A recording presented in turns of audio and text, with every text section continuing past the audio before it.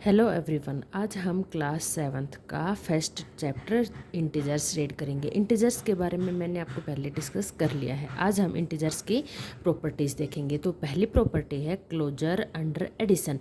Integers के लिए हम चेक करेंगे closure property under addition satisfy करती है या नहीं।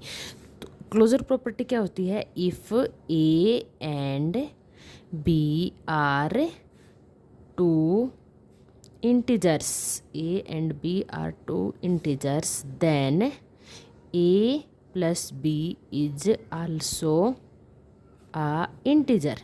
a प्लस बी भी इंटीजर हुआ तो ये प्रॉपर्टी सेटिस्फाई करेगी, नहीं तो नहीं। हम एग्जाम्पल से देखते हैं।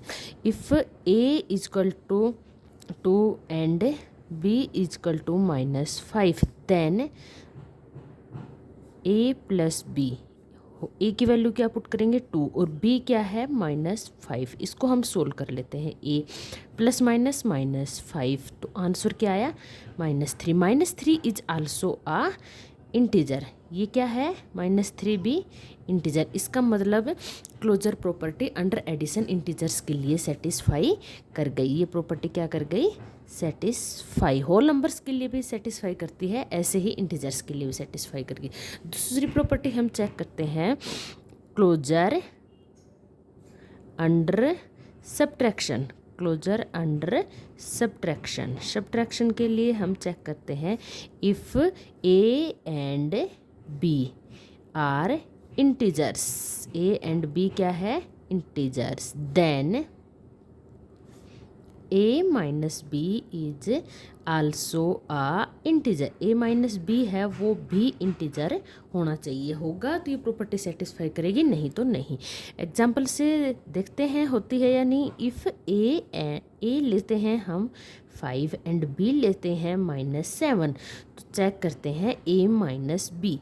ए क्या है 5 माइनस बी क्या है -7, तो ये क्या है minus minus plus 7 is equal to हुआ 12 इज आ इंटीजर। इसका मतलब ये प्रॉपर्टीज क्लोजर अंडर सब्ट्रैक्शन के लिए भी सेटिस्फाई कर गई फॉर इंटीजर्स के लिए। तो क्लोजर प्रॉपर्टी अंडर एडिशन और सब्ट्रैक्शन दोनों के लिए सेटिस्फाई करती है इंटीजर्स के लिए। नेक्स्ट प्रॉपर्टी हमारी आती है कॉम्यूटेटिव प्रॉपर्टी। क्या आती है? Commutative property. कॉम्यूटेटिव में क्या होता है? If A and B are two integers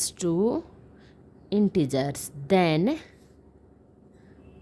A plus B equal होना चाहिए बी प्लस ए के लिए। अंडर क्या चेक कर रहे हैं हम? एडिशन के लिए। किसके लिए चेक कर रहे हैं?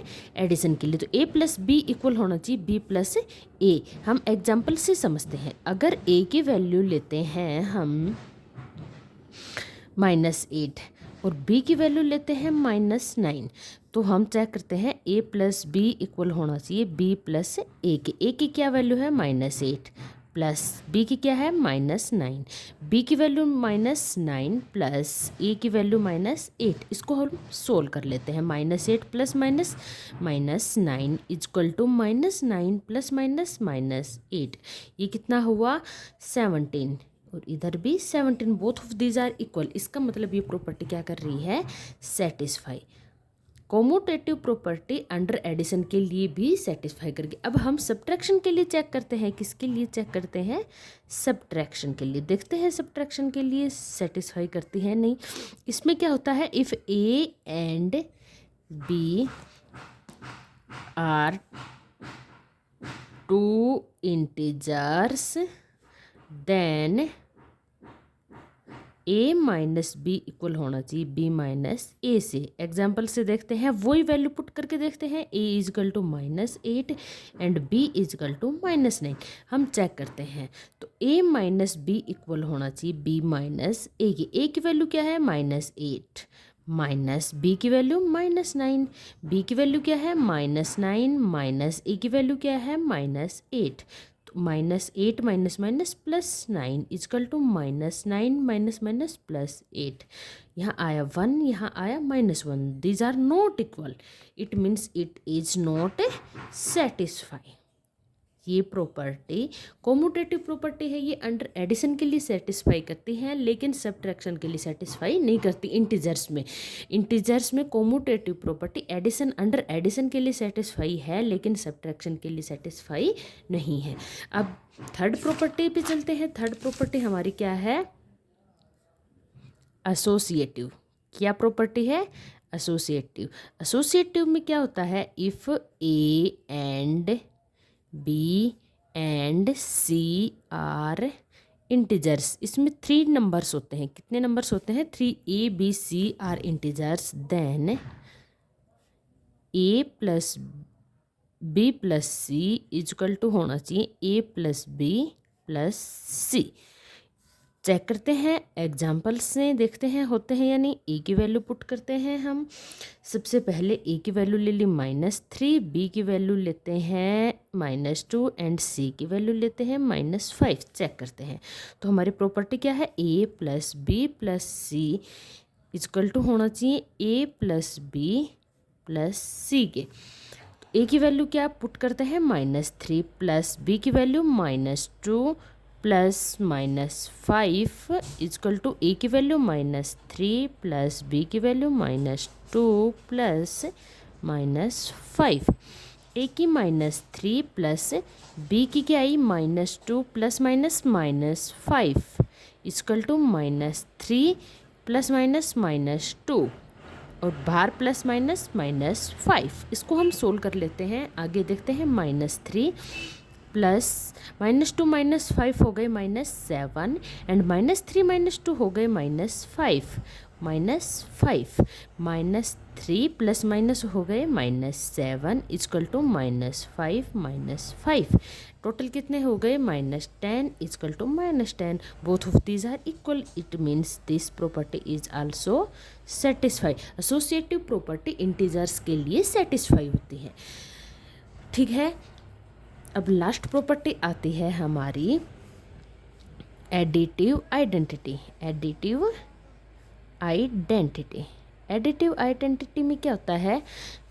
If A is any integer, A क्या है? Any integers, then A plus 0 equal to होना चाहिए 0 प्लस ए इजकल टू 0। अगर ये प्रॉपर्टी सेटिस्फाई करेगी तो एडिटिव आइडेंटिटी 0 यहाँ पे क्या होगी? इसकी एडिटिव आइडेंटिटी क्या होगी? Additive identity. ओके, हम चेक करते हैं। एग्जाम्पल लेते हैं कुछ भी, जैसे ए की वैल्यू ले ली -23।